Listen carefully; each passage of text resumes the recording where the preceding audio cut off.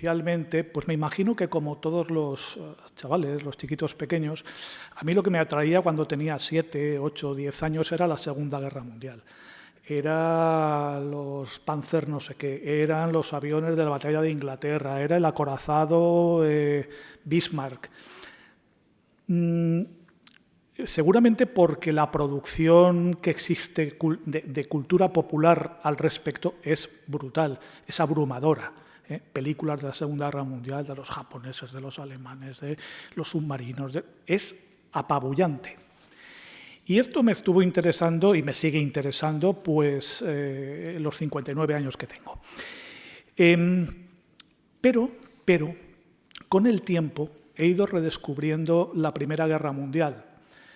Seguramente a partir de una serie de experiencias que tuve, como fue un viaje a la ciudad belga de Ypres con mi hijo y con otros amigos, donde estuvimos viendo un cementerio en Passchendaele, Roeselare, que es detrás de Ypres, y empecé a ver y a preocuparme por todo lo que había ocurrido. Empecé a leer poesía sobre la primera, o escrita por soldados de la Primera Guerra Mundial, Sassoon, Maclean, otros.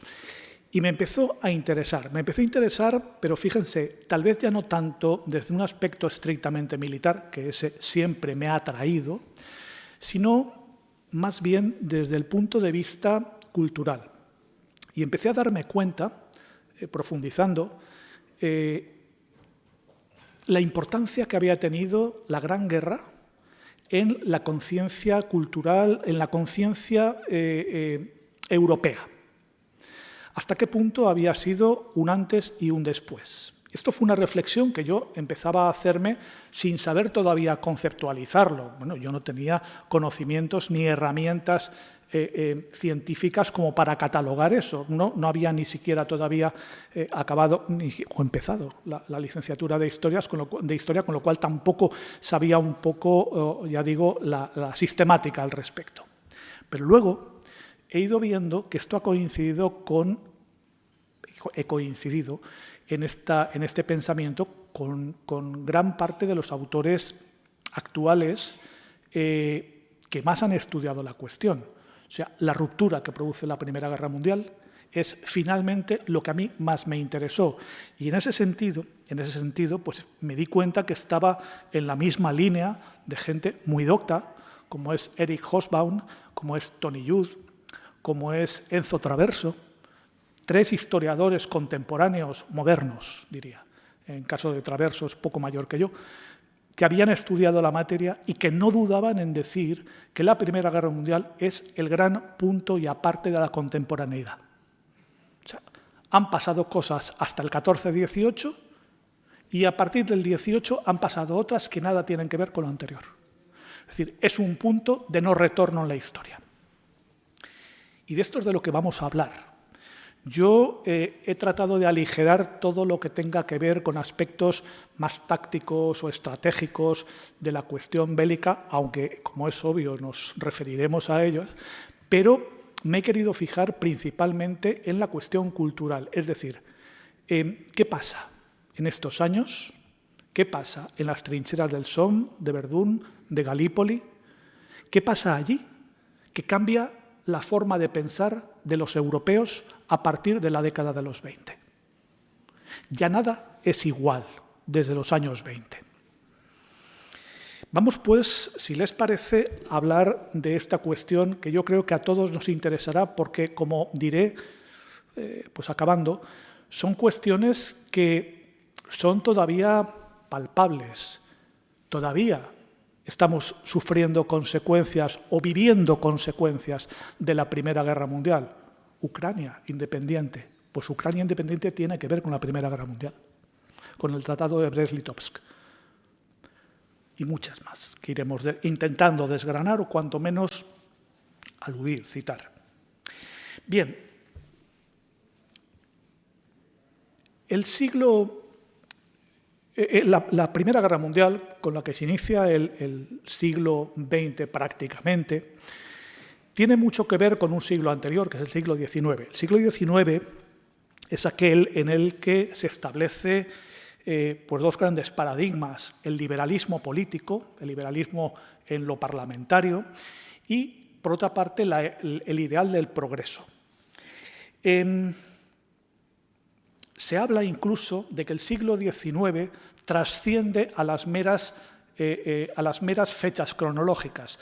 Los autores que he citado antes, en particular Hobsbawm, que es el que lo acuña, habla del largo siglo XIX y dice el siglo XIX, en tanto que se fundamenta en esos dos pilares principales, liberalismo político y progreso, capitalismo / progreso, arranca de finales del XVIII con la Revolución Americana y la Revolución Francesa, 1776 y 1789, y en su final va más allá del 31 de diciembre de 1899.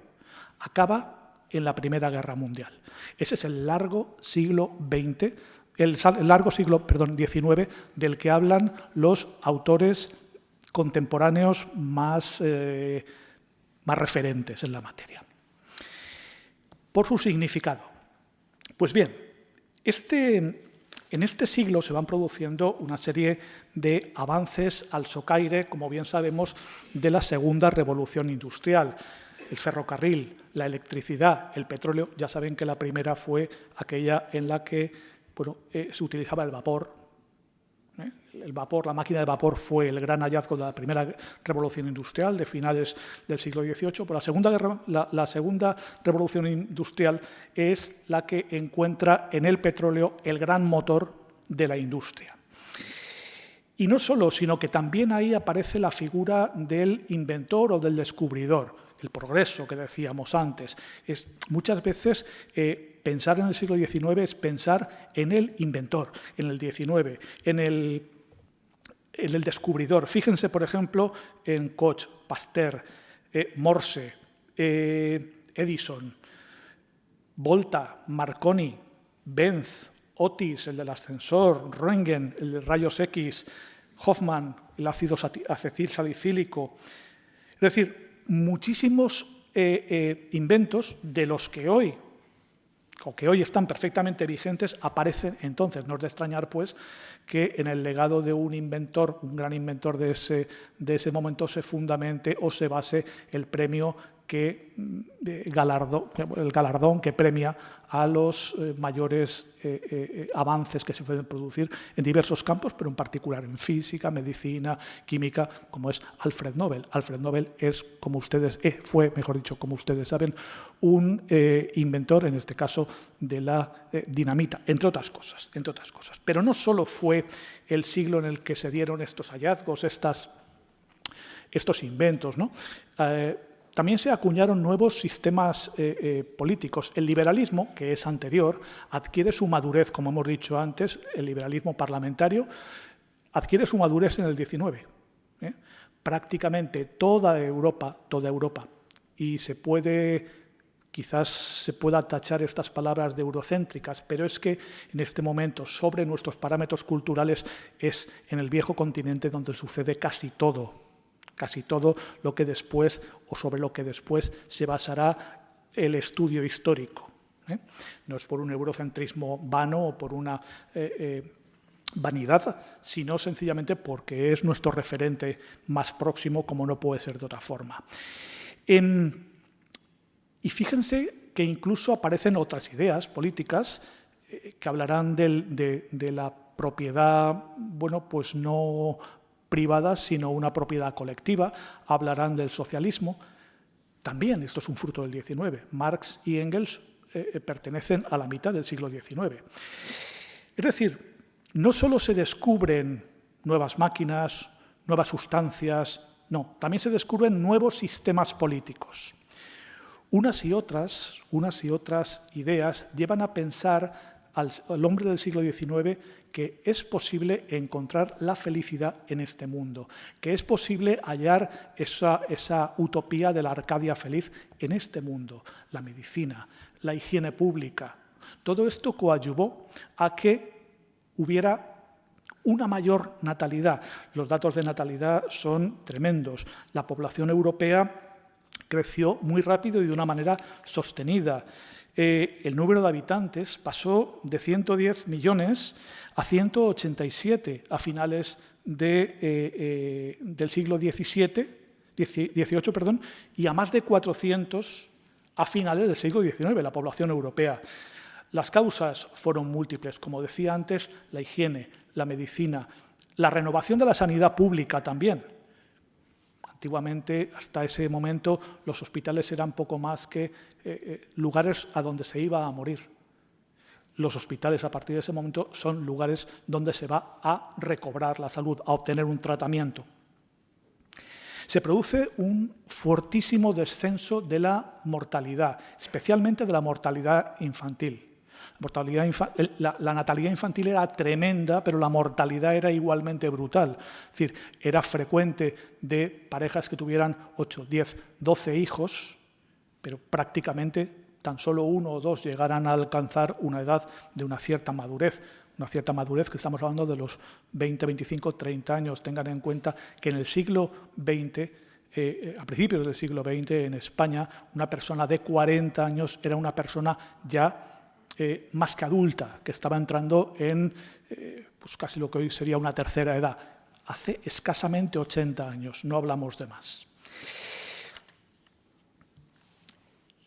Igualmente se produce, claro, un rejuvenecimiento de la población y un aumento de la demanda de bienes y de servicios y de la mano de obra disponible. Es decir, estaban todos los mimbres para crear una etapa expansiva, si se fijan. Las ciudades crecen tremendamente. Nueva York pasa entre el siglo XVIII y finales del XIX, de 96.000 habitantes a 3,5 millones. Londres, la gran megalópolis de Occidente, de 1 millón a casi 5 millones, 4.700.000 habitantes. París, de medio millón que tenía a principios del siglo XIX, al acabar 2.700.000. Berlín, de 200.000 habitantes a 1.800.000 en 1900. La propia Madrid, de 100.000 habitantes, que tenía a principios del siglo XIX, acabará la centuria con casi 800.000, con 780.000 habitantes. Todo este excedente de población que produjo muchísimas consecuencias, pero entre otras produjo una fuerte migración. Una migración interna que iba del campo a las ciudades que requerían cada vez más mano de obra, fabril, y además una emigración transoceánica, principalmente hacia América del Sur y América del Norte. También otros lugares, como pueden ser Australia y ciertas zonas de Oceanía. Esto produjo que, junto con facilidades que se daban, en el caso de Estados Unidos, leyes que permitían, leyes muy laxas en cuanto a la contratación de migrantes, con entrega gratuita de tierras y demás, pues produjeron una serie de crecimientos absolutamente espectaculares. Tengo aquí el de Estados Unidos, por ejemplo. Estados Unidos pasa de menos de 4 millones en 1790 a 7 millones en 1810. En 1830, 20 años después, ya son 13 millones, casi el doble. Y acaba la centuria, mejor dicho, no, en 1870, 1880 está en 40 millones de habitantes. Fíjense, por tanto, que en menos de un siglo, en 80 años aproximadamente, había pasado de 4 millones a 40 millones de habitantes. La mayor parte provenían de Europa.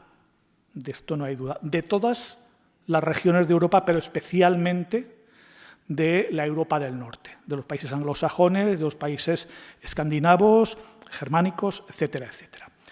Acuérdense de la The Great Famine de Irlanda, la gran hambruna de Irlanda, de 1847-1850, que produce que prácticamente hasta 4 millones de irlandeses tengan que salir pitando de la isla. España no tiene este crecimiento tan brutal, Tiene un pulso demográfico más débil, pero también es importante. Fíjense que pasa de 11 millones a 18 millones y medio a finales del siglo XIX. Y esto implica un crecimiento anual del 0,48%. Una tasa que es un poquito superior a la que se había producido en el siglo XVIII, pero que se aleja de la europea, que era brutal. Era casi el 0,80. La de España es un poquito más de la mitad. Europa, en fin, se va dando cuenta, como les decía, de que ha alcanzado la mayoría de edad.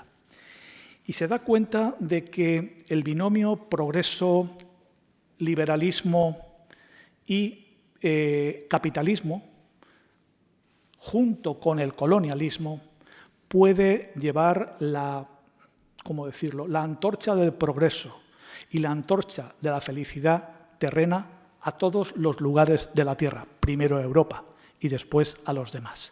Pero, como les decía, se dan cuenta de que es posible alcanzar ese ideal de Kant, ese ideal kantiano, esa utopía kantiana de la paz perpetua. Ya no iba a ser una utopía, iba a ser algo real.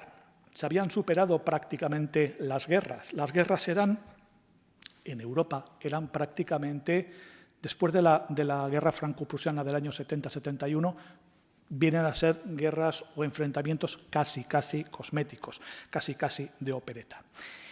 Pero el cambio de siglo entre el XIX y el XX, hay algunas nubes que enturbian quizás este panorama tan, ¿cómo decirlo?, tan idílico, tan bucólico, si se quiere. Hubo en 1885 una conferencia en Berlín auspiciada por el llamado canciller de hierro Otto von Bismarck, en la que Alemania, que tenía una potencia demográfica e industrial mayor que la de cualquiera de las naciones europeas, incluida Inglaterra, el Reino Unido, demanda ser invitada también al reparto colonial. Y en esta conferencia, en la conferencia de Berlín, a Alemania, los otros países se ven obligados a adjudicarle determinadas zonas de África, zonas menores, como pueden ser Namibia, como es Tanganica, como es Camerún, e incluso algunas zonas del Pacífico, de las que había tenido en su momento España. Con lo cual surge un nuevo actor en las relaciones internacionales, Alemania, que se ha unificado recientemente en la década de 1850-1860 bajo la égida, bajo la estela del Reino de Prusia. Claro, esta competencia colonial va a producir también una, ¿cómo decirlo?, carrera armamentística. Una carrera armamentística en la que nuevamente hay tensión. Hay tensión porque hay ciertos reinos o ciertos estados proclives a la cuestión militar, como se suele imputar siempre a Prusia. Recuerden el rey Sargento, el rey Federico II de Prusia y ese tradicional militarismo prusiano. Una competencia que va a llevar a que se vayan formando alianzas. Y se forman, en concreto, a finales del siglo XIX, dos grandes alianzas. Por una parte, la Triple Alianza, que es la que engloba a los imperios centrales, es decir, al Imperio Austrohúngaro, al Segundo Reich, es decir, Alemania, y por otra parte al Reino de Italia. Italia inicialmente estará con estos, pero en el año 15 pasará a estar con los otros. Esto es una constante en la historia moderna de Italia. Y por otra, nos encontramos con la Entente Cordiale. La Entente Cordiale agrupa a británicos y franceses y también en alianza con el zar Nicolás II de Rusia, con Rusia. Pero no solo, es que van apareciendo otros sujetos que enturbian el reparto. Aparece Japón. Japón, después de la Revolución Meiji, de 1860 y la segunda parte de la década de 1860, empieza a ser una potencia muy pujante que avasalla a chinos, coreanos y demás estados limítrofes, hasta el punto de que Manchuria y el norte de China se convierte en protectorado de Japón. Y cómo no, aparece Estados Unidos en liza también. Estados Unidos, que recordemos, utiliza como bases de su nuevo protagonismo las colonias que arrebata al Reino de España, que como ustedes saben son Filipinas, Cuba y Puerto Rico. Bien, es un statu quo, por tanto, precario. Es una paz formal, pero una paz armada de alguna manera, en un equilibrio político precario. Porque es que además en Europa hay zonas de fractura, hay, como se diría vulgarmente, zonas calientes. Tenemos por un lado la zona de Alsacia y Lorena. Alsacia y Lorena, Estrasburgo, Colmar, etc., es una región lingüística y culturalmente alemana que había estado desde el Rey Sol dentro de Francia y que había sido vuelta a Alemania tras la guerra franco-prusiana de 1870-71. Esto los franceses no lo habían digerido bien. Normal también. Esto era una zona que generaba conflicto. Y había otra zona que generaba todavía más conflicto, que eran los Balcanes.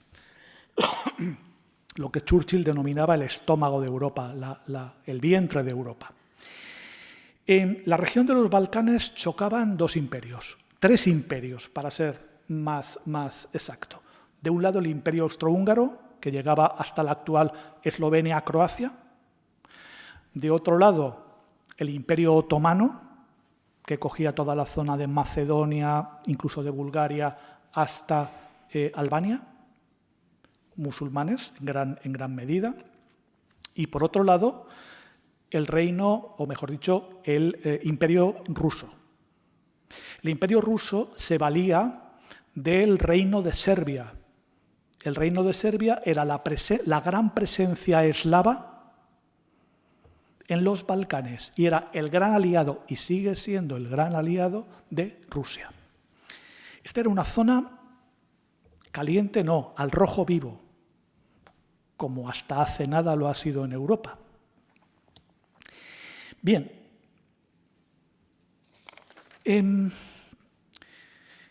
no obstante, la gente de finales del siglo XIX tenía el pensamiento de que estaba ya en un mundo pues, casi como el que tenemos actualmente, muy parecido al que tenemos actualmente, globalizado de alguna manera. Piensen en el telégrafo, piensen en la radio, piensen en una serie de cosas que aproximaban a los países y sobre todo a los pueblos. La gente o los analistas más sesudos no descartaban la posibilidad de que hubiera algún conflicto, que hubiera alguna hostilidad, alguna guerra, pero pensaban que esas guerras serían enfrentamientos de pequeñas proporciones, poco más que maniobras militares, poco más que demostraciones bélicas, y que serían, al fin y al cabo, las cancillerías europeas, las diplomacias de los estados europeos, las que con su savoir-faire se encargarían finalmente de solucionar la cuestión. No habría lugar a pegar ningún tiro. Pero la musa de la historia, Clio, estaba ya muñendo una serie de resoluciones muy distintas a las que la gente quería confiar. Y estaba previendo acontecimientos totalmente catastróficos, que es de los que nos vamos a ocupar ahora mismo.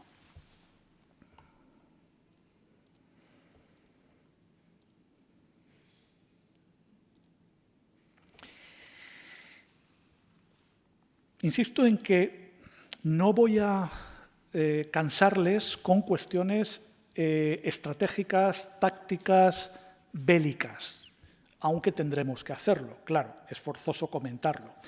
Y es forzoso comentarlo porque, haciendo propias las palabras del historiador que les he dicho antes, Enzo Traverso, hay un libro que les recomiendo encarecidísimamente, que se llama A sangre y fuego, de la Guerra Civil Europea 1914-1945, publicado por la Universidad de Valencia.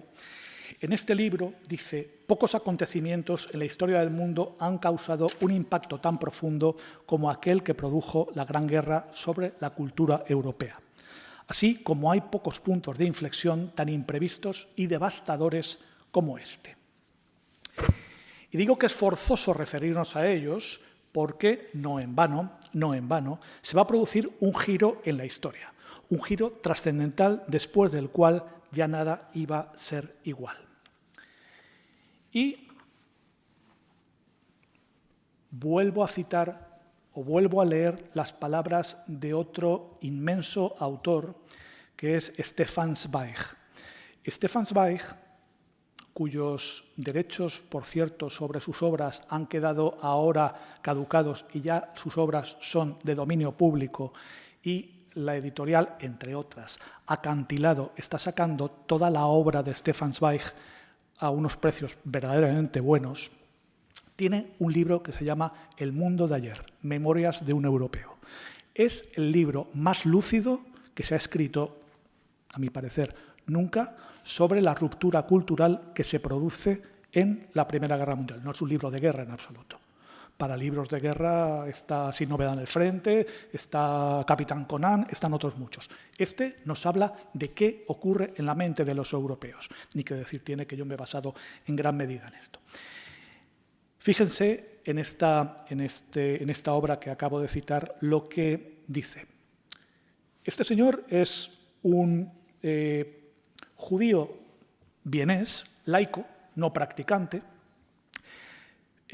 introducido en todos los mundos intelectuales y culturales de la Europa de la época. Es un ciudadano del mundo, que igual estaba una noche en París, que al día siguiente cogía el tren para ir a dar una conferencia a la Universidad de Cardiff y que después cogía el Orient Express y se iba a Budapest, a no sé qué.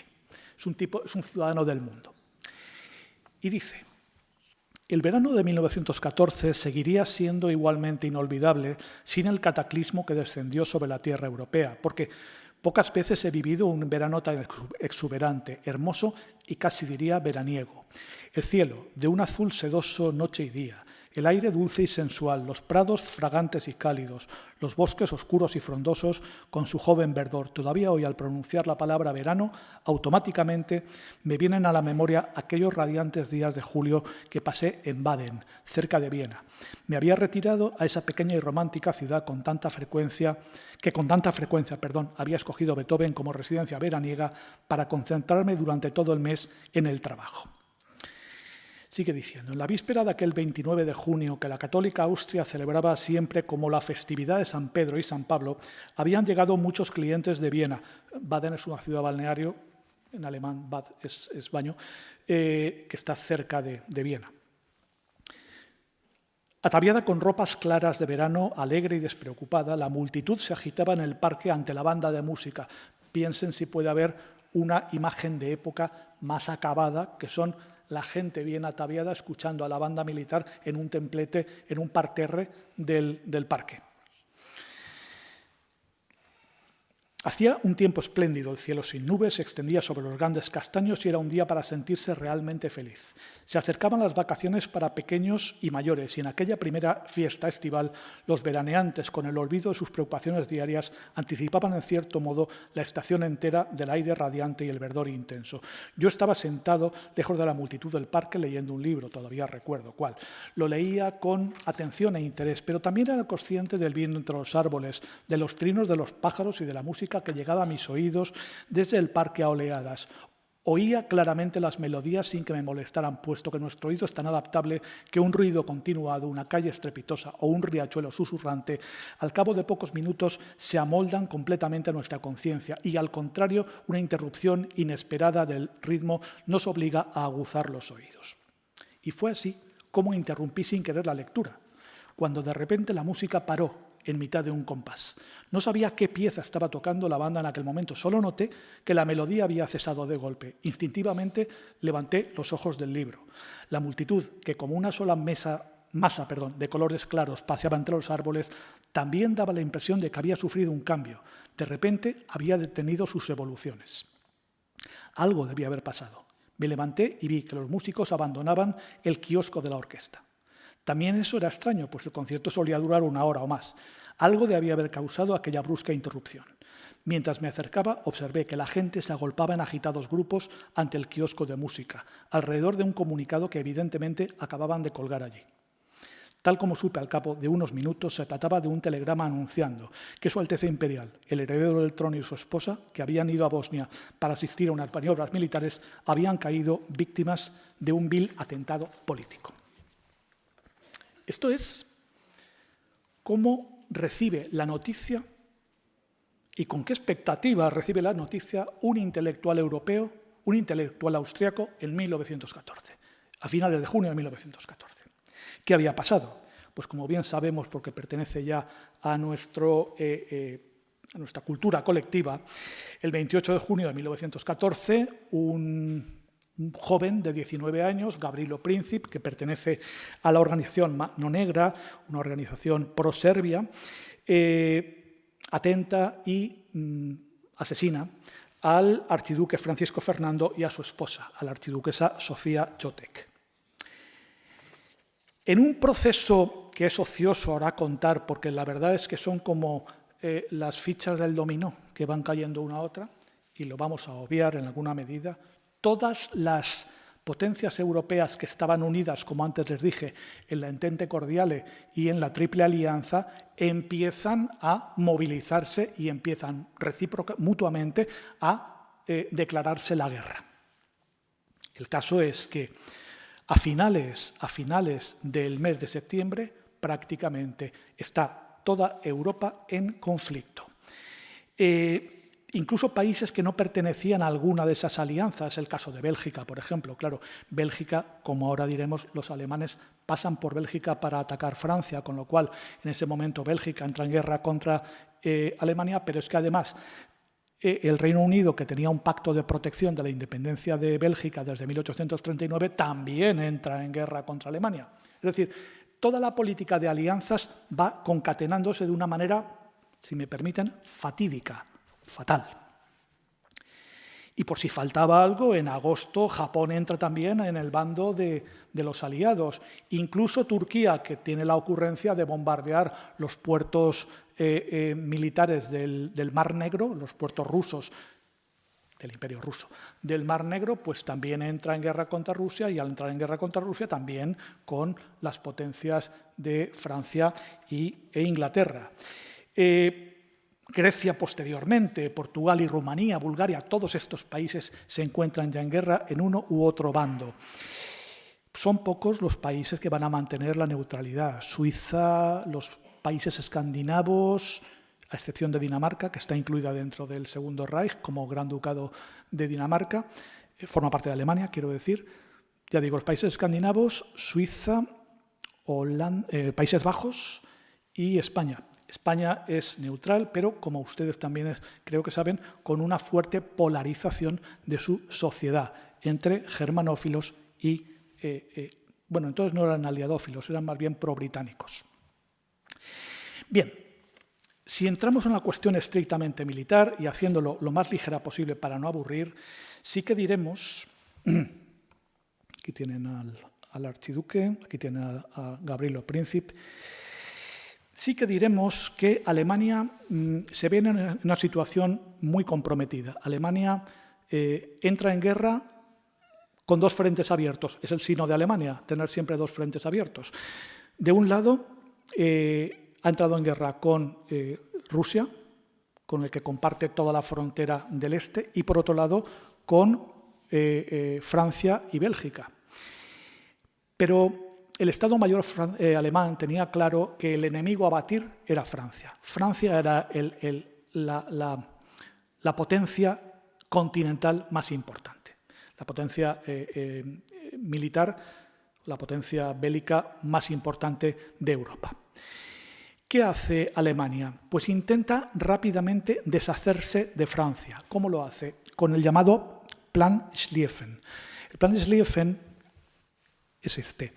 Se redacta en 1892, o sea, bastante antes del inicio de la guerra, y supone una gran tenaza que se formaría sobre Francia, con un brazo muy fuerte, que es el que transcurriría por el norte, por Bélgica, bajando después por el oeste de París, y un brazo más débil, que es este de aquí, que sería de mera contención.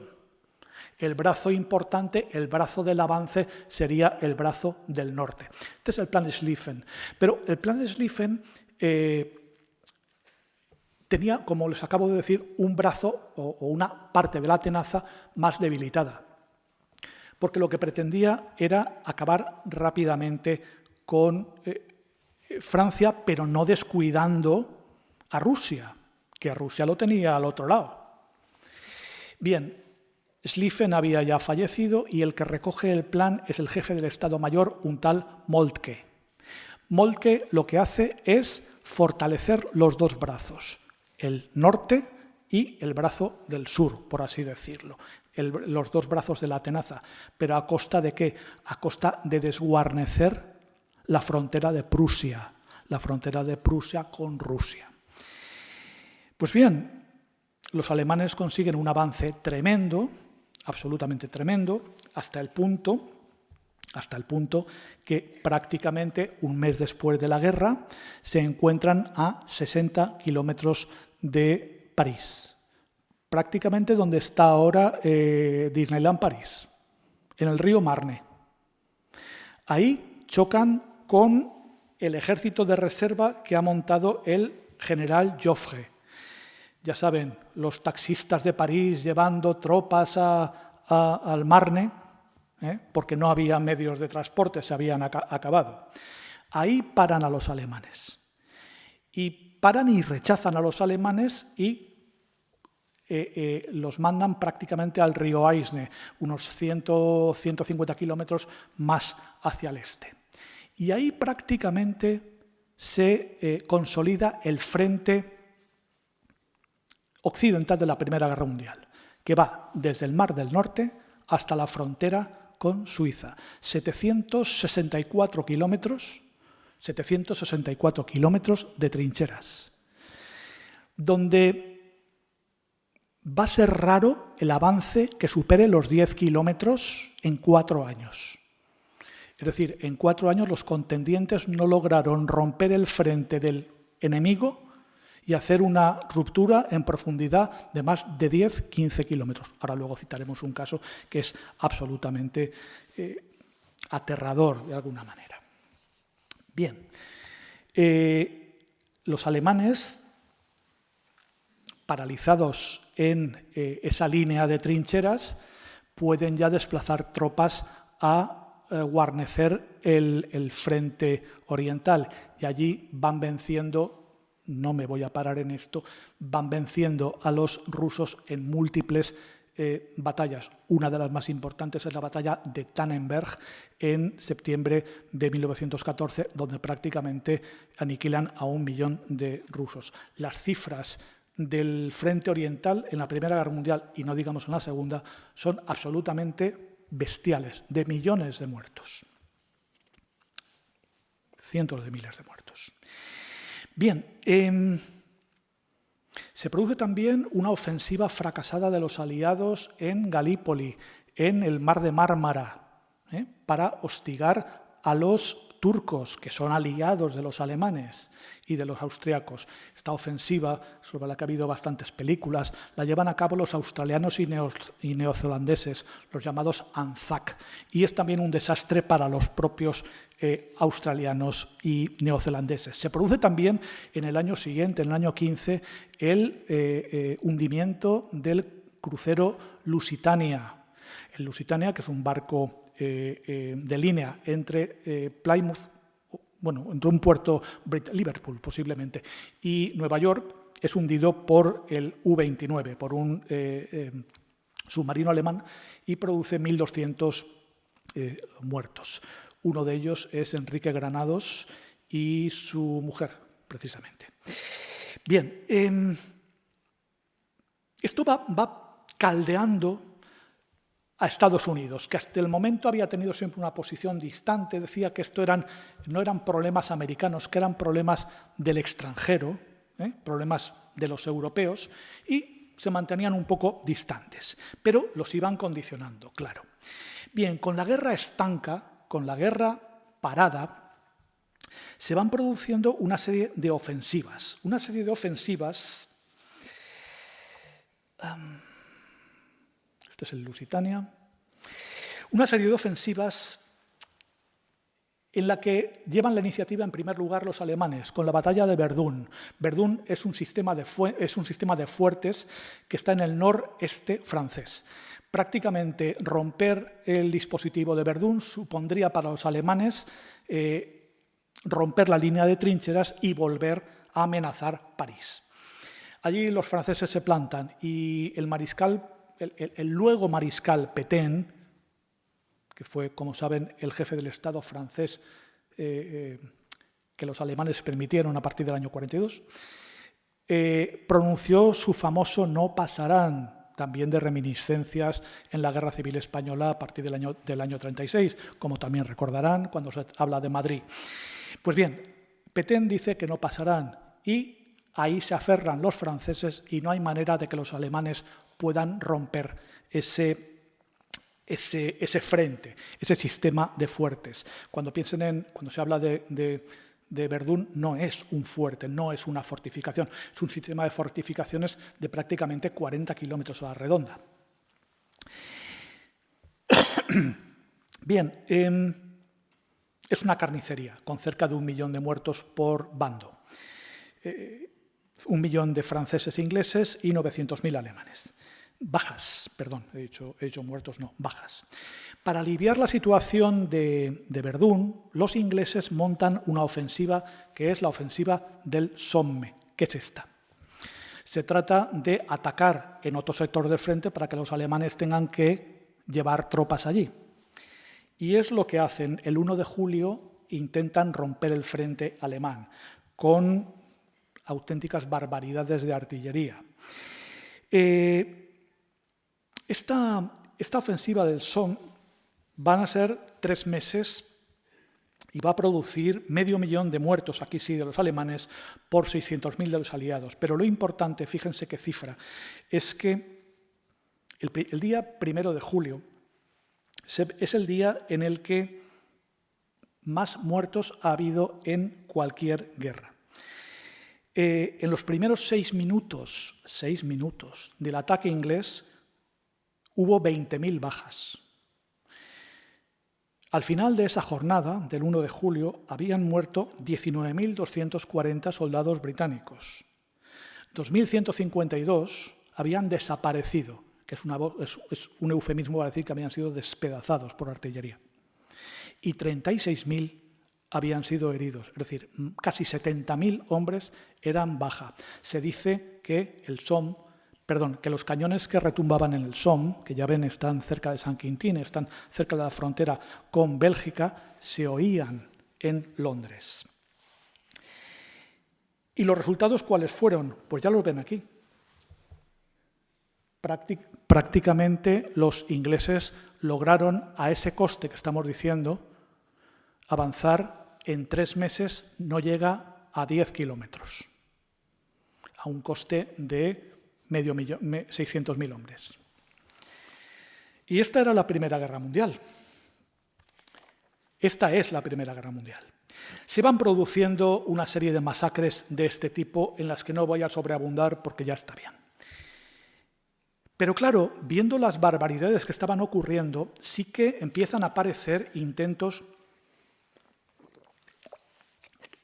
de llegar a una paz, de parar la carnicería, de parar lo que decían iba a ser la guerra que iba a poner fin a todas las guerras. Se produce pues diferentes llamamientos de un contendiente sobre los otros, sobre las minorías étnicas o nacionales de otros países. Por ejemplo, los ingleses prometen la independencia a los árabes, la figura de Lawrence de Arabia, para que se hostiguen a los turcos. Los alemanes y los austríacos prometen la independencia de los países bálticos, de Finlandia y de Ucrania, para que se desmarquen del Imperio ruso, etcétera, etcétera. Mientras que los franceses le dicen a los checos que hagan el favor de sublevarse, que van a tener su propia nación. En fin, hay una crisis que se produce en México con respecto al llamado telegrama Zimmermann. El telegrama Zimmermann es una promesa que hace el embajador, el ministro alemán de Asuntos Exteriores al Estado mexicano, diciendo que si Estados Unidos entra en guerra contra Alemania, Alemania le ayudará a México a recuperar las tierras que perdió a manos de los yanquis en 1840. Texas, Arizona, Nuevo México. Fíjense lo que se estaba formando. Fíjense lo que se estaba formando. Bien, en el Partido Socialista Alemán se producen ya escisiones que dicen, no, hay que parar esto, y hay que pararlo de la forma que sea, sin ninguna reclamación territorial, aunque perdamos territorio. Y para esto cuentan también con la Liga de los Espartaquistas, que son de izquierda radical, Rosa Luxemburgo y Karl Liebknecht. Bien. Entra en la contienda Estados Unidos en abril del 17 y cuando ya las cosas se están poniendo muy feas para Alemania, el Kaiser, incluso Guillermo II, está pensando en negociar. Hay dos grandes generales alemanes, pero con una política nefasta, que son Hindenburg y Ludendorff, que ante la situación que se está formando y ante el peligro de que le echen la culpa a sus equivocadas tácticas militares, lo que hacen es montar en marzo de 1918 la mayor ofensiva de la Primera Guerra Mundial, la Kaiserschlacht, que le llaman los alemanes, que es la ofensiva de primavera. Movilizan nada menos que a 3 millones de hombres. 3 millones de hombres que prácticamente eran chiquitos ya de 17, 16 años, porque no tenía reservas humanas Alemania. Pero lo bien cierto es que se baten el cobre y rechazan a los franceses y vuelven a llegar al río Marne, a 60 kilómetros de París. Aquí el generalísimo Foch lo que hace es tirar con el apoyo de los americanos que montan, estos son Hindenburg y Hindenburg a la izquierda, perdón, y Ludendorff a la derecha y en medio el Kaiser. Pues bien, lo que hacen los franceses es, con la ayuda de los americanos que acaban de entrar y una serie de ofensivas que montan adicionales junto con los ingleses, es rechazar nuevamente a los alemanes. La situación ya es insostenible. Se están produciendo en Alemania motines, como ven aquí, de los marineros de Kiel. Y se nombra un nuevo primer ministro, que es el príncipe Maximiliano de Baden, que no puede llegar a un armisticio o a unas cesiones con los aliados. Al final se le dan los trastos a Friedrich Ebert. Friedrich Ebert era el secretario general del Partido Socialista Alemán y era el único que se pensaba que podía en ese momento hacerse cargo de la situación y llegar a una paz con los aliados. De hecho, esa paz se consigue y el 11 de noviembre de 1918 se firma el armisticio que pone fin a la Primera Guerra Mundial, por lo menos a las hostilidades de la Primera Guerra Mundial, a las 11 horas de ese día, del día 11.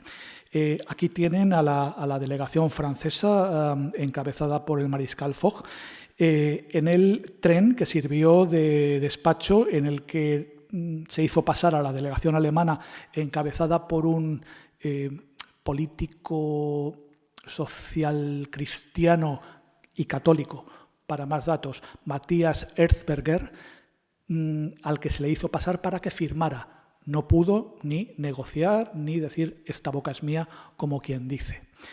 Es más, los franceses le negaron hasta el saludo.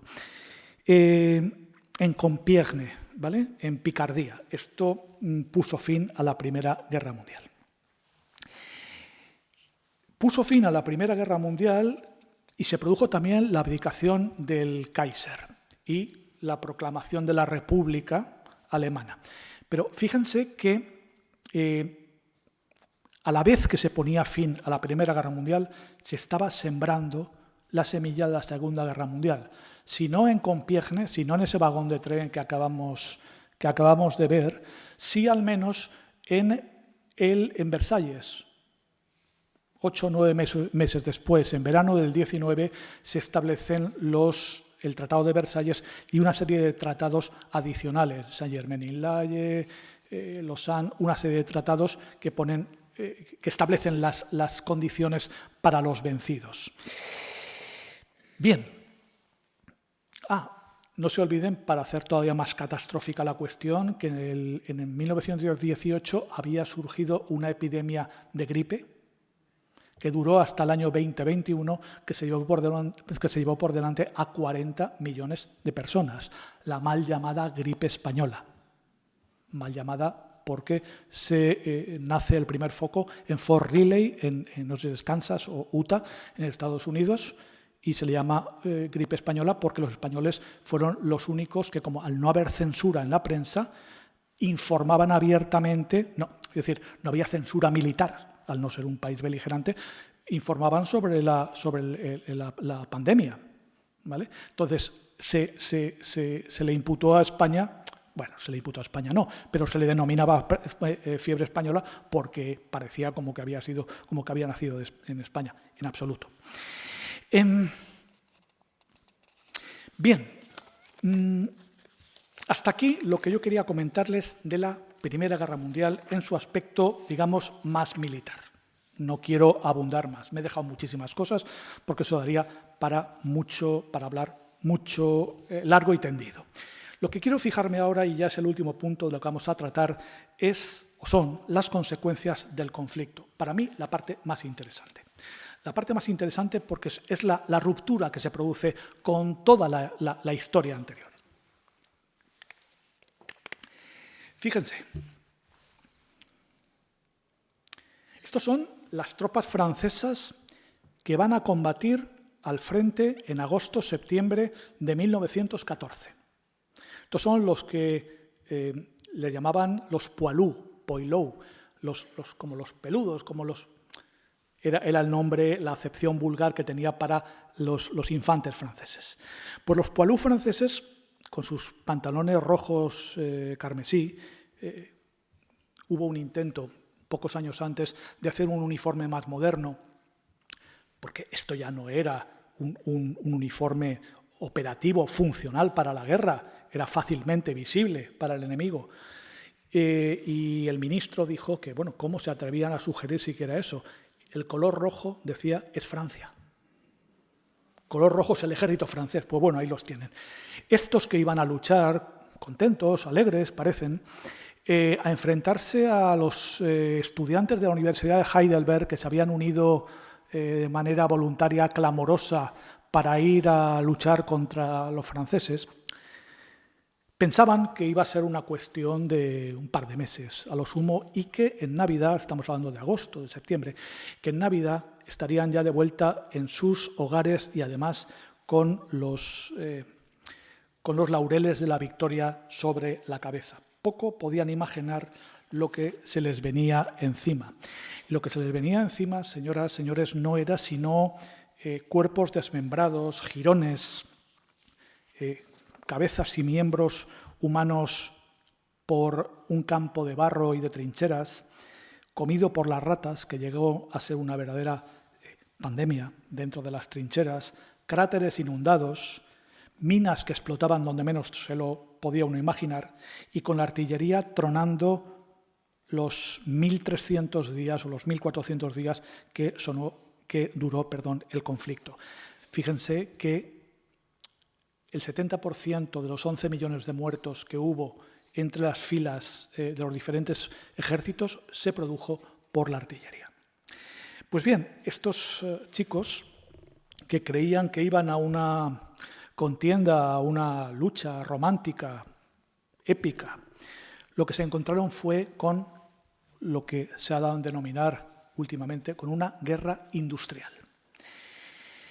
Esos 11 millones de soldados muertos, junto con otros 20 millones de heridos y mutilados, las imágenes de las mutilaciones que produjo la artillería son terribles. No se han visto cosas iguales. Bueno, pues... Y otros 6 millones de víctimas, perdón, que nos había olvidado, de víctimas civiles, con ser terribles efectos, no son las únicas consecuencias que produjo la contienda. Vamos a enumerarlas de una manera rápida, pero sin perder ninguna de ellas, porque, insisto, para mí, tal vez lo más importante que vamos a tratar o de lo que vamos a hablar esta tarde. Se producen una serie de circunstancias de orden bélico, digamos, de la técnica o de la ciencia bélica, se producen unas consecuencias culturales y sociales y, cómo no, unas consecuencias de orden político. Pero fíjense, si algo es común a todas ellas, es, al menos a mi juicio, es que todas, bueno, que la gran mayoría de las que vamos a nombrar ahora son todavía vigentes. Miren, en cuanto a las consecuencias o los efectos bélicos, nos encontramos con la aparición de nuevas armas, como es la ametralladora.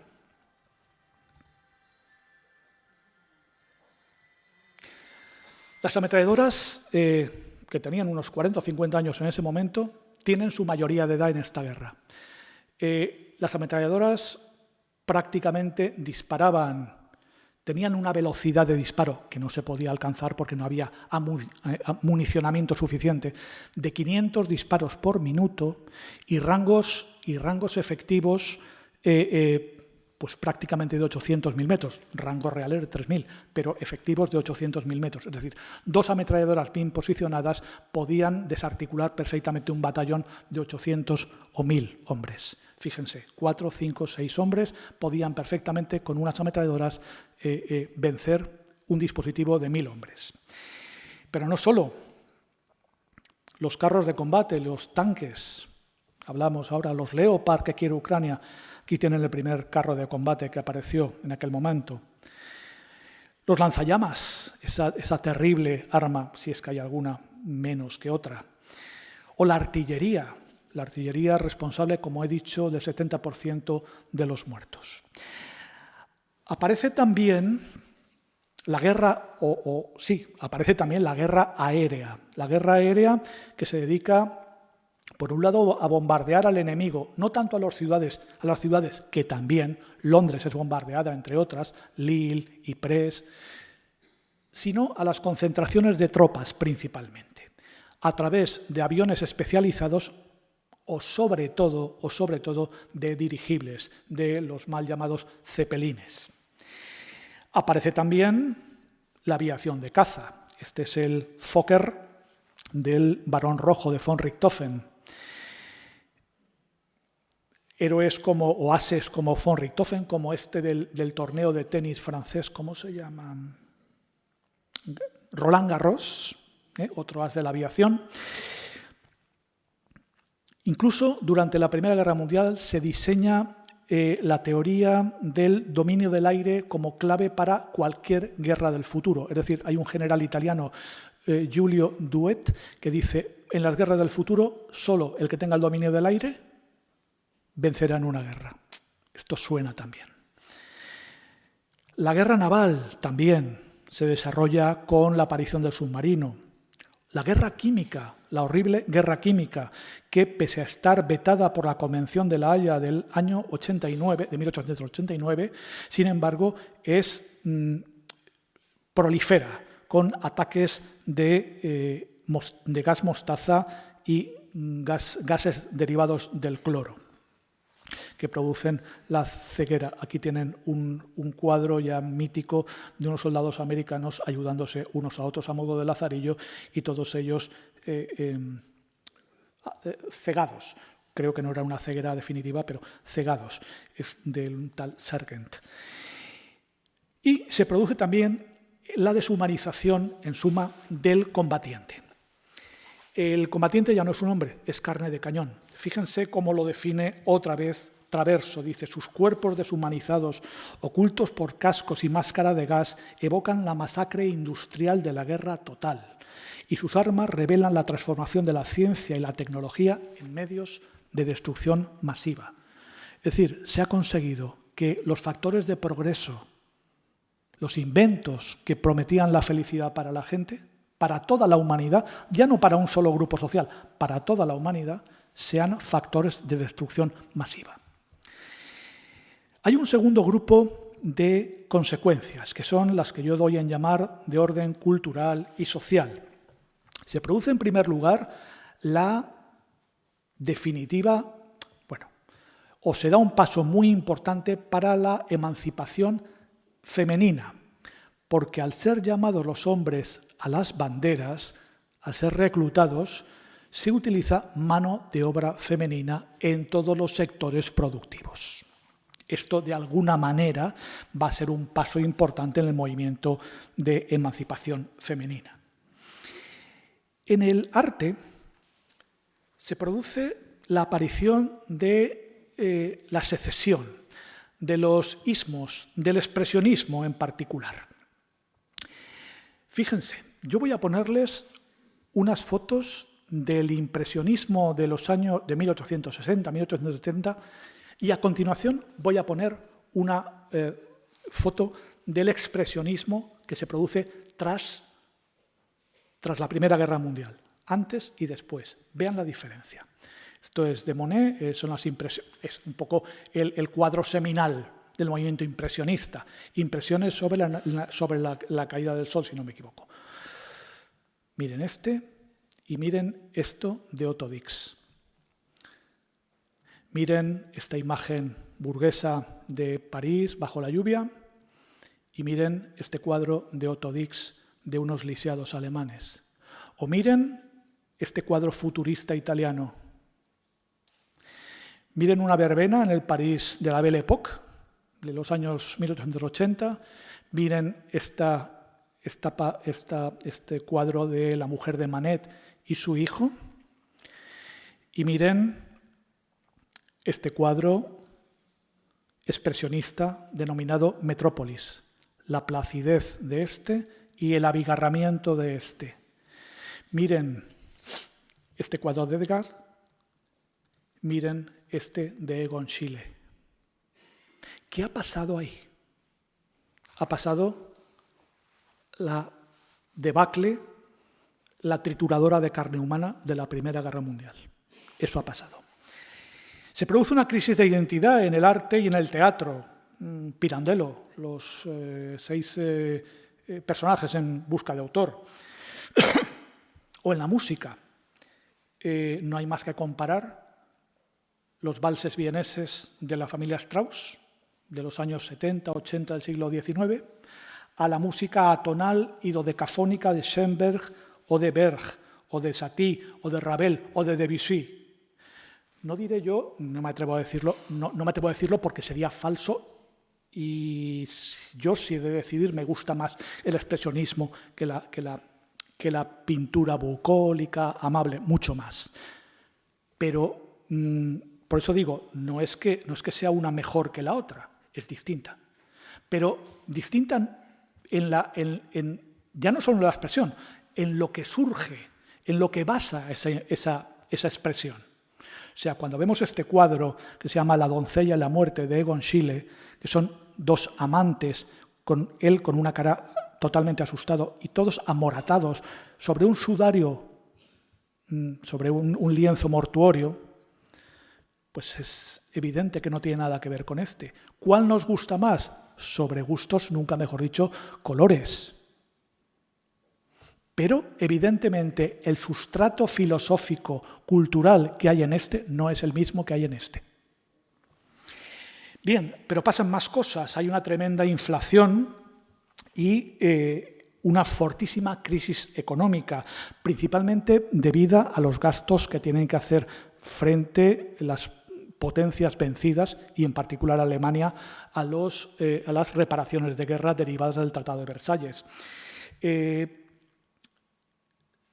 Se pactó 269.000 millones de marcos oro.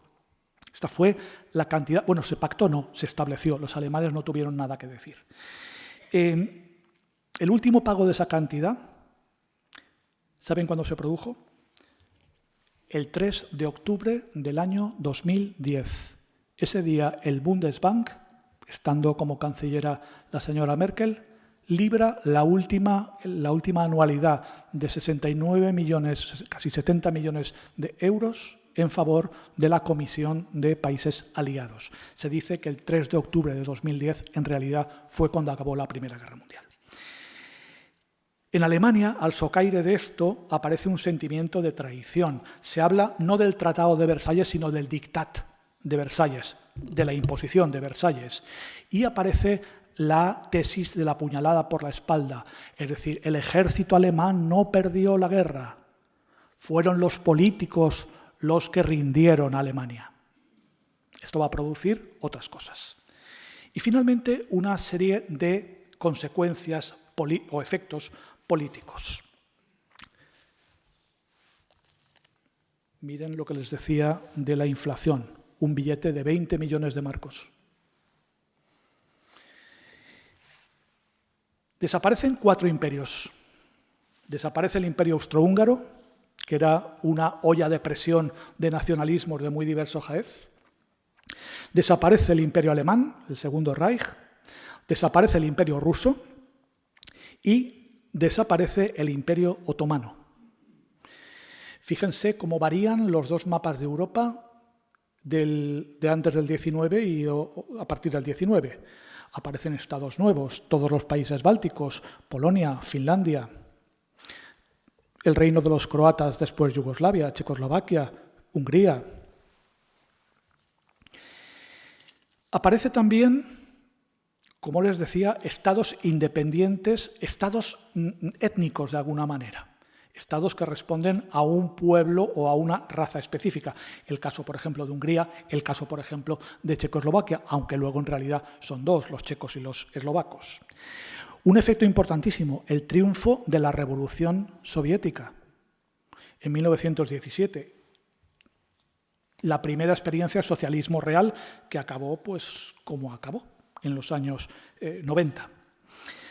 Nace la Sociedad de las Naciones a partir de los 14 puntos del presidente Wilson, del presidente americano Woodrow Wilson, como expediente para poner paz, solución a los conflictos por medios pacíficos, pero que no va a tener que va a tener muy poca eficacia. Porque, por lo pronto, el país que lo propugna, que es Estados Unidos, no llegará a formar parte, porque el Congreso no ratificará la decisión presidencial. Y después a Austria y a Alemania, sobre todo a Alemania, se le impide hasta el año 26 que pertenezca.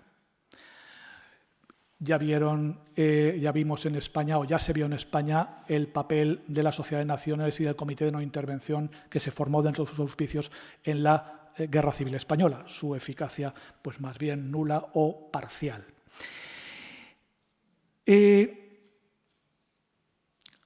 Tras el fin de la desaparición o del predominio del liberalismo parlamentario, empieza a surgir los regímenes, los partidos y después los regímenes totalitarios, el fascismo, el nacionalsocialismo y el estalinismo soviético. Y finalmente, con la ruptura de las hostilidades que se produce en 1914, se inicia lo que los historiadores actuales denominan la Guerra Civil Europea. Guerra Civil Europea que empieza en el año 14 con la Primera Guerra Mundial y no acabará hasta 1945. Porque indudablemente la Segunda Guerra Mundial no es sino una continuación diferida de la Primera Guerra Mundial. Es decir, la Primera Guerra Mundial en Versalles se cierra en falso. Tan en falso que los alemanes, cuando rinden a Francia y le hacen firmar a los franceses su rendición, utilizan para humillarles, fíjense, el mismo vagón que en Compiègne les hicieron a ellos firmar el armisticio en el año 18. Señal de que las heridas todavía dolían, y dolían mucho. Yo creo que la hostilidad entre franceses y alemanes solo se ha empezado a solucionar con la Comunidad Económica Europea en los años 50. Es mi pensamiento. Y también en ese momento, con la eclosión de la Primera Guerra Mundial, bueno, pues se inicia lo que los autores que antes decía, Jude, Hobsbawm y el propio Traverso, denominan el corto siglo XX. Antes decíamos el largo siglo XIX, que llega hasta la Primera Guerra Mundial. Ahora el corto siglo XX va desde los años 15, 18, 19, la Primera Guerra Mundial, hasta la caída del muro de Berlín del año 89, de noviembre del 89. Se dice que a partir de ahí se ha producido, esto lo dice un historiador referente, Francis Ford Fukuyama, a partir de ahí se ha producido el fin de la historia. Y con el fin de la historia nos acercamos ya al fin de esta conferencia. Y me he querido fijar, si se han dado cuenta, en que con esta guerra, con la Primera Guerra Mundial, se han producido una serie de efectos. Con esta guerra que decían iba a acabar con todas las guerras, the war to end all wars, pues que no ha sido así y que sus efectos son totalmente vigentes. Piensen en cualquiera de las consecuencias que hemos nombrado y dense cuenta cómo, de una forma o de otra, todavía las percibimos. Los nuevos estados, las tensiones que se han producido, la aparición del carro de combate, el vitalismo en el arte, la ruptura del academicismo.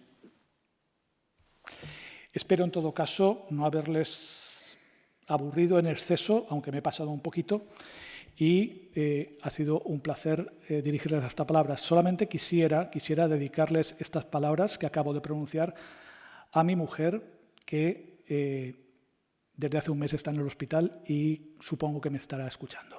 Muchas gracias.